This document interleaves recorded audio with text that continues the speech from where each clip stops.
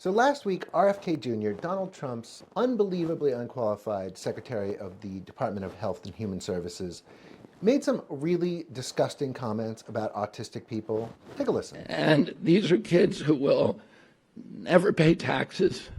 They'll never hold a job. They'll never play baseball. They'll never write a poem. They'll never go out on a date. Many of them will never use a toilet unassisted. Now, these comments raised massive red flags for basically anyone who knows anything about autism, because it paints autistic people as completely helpless. So I asked one of New Hampshire's top autism advocates to talk a little about this whole situation. Take a listen. Let me know what you think in the comments. Hi, everyone. My name is Jules Good. I use they, them pronouns, and I'm the State Advocacy Manager at the Autistic Self-Advocacy Network. Everyone who works at ASAN is autistic, including me. We work to empower autistic people across the world to take control of our own lives and the future of our common community, and seek to organize the autistic community to ensure our voices are heard in the national conversation about us. Speaking of the national conversation about us, it's been ugly lately.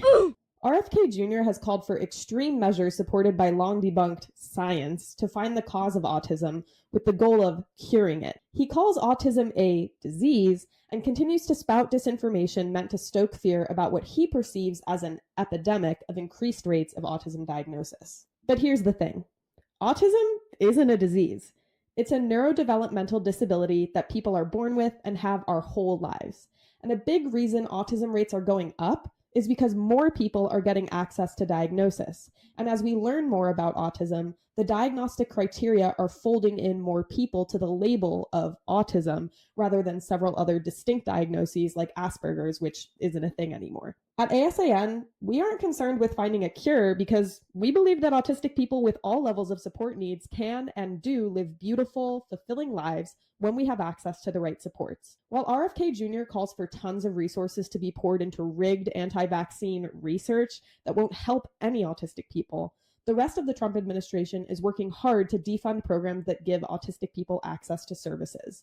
With Medicaid cuts looming, many autistic people of all ages could lose access to healthcare and supports that allow us to work, live independently, go to school, and connect with people in our communities. Here in New Hampshire, Governor Kelly Ayotte has not only been silent on RFK Jr.'s attacks on autistic people, of which there are thousands in our state, she is also supporting a budget that would gut Medicaid and take healthcare away from thousands of Granite Staters.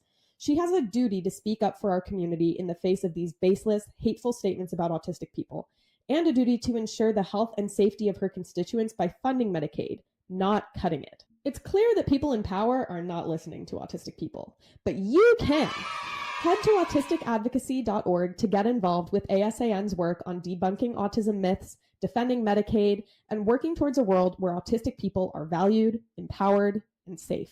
Thank you.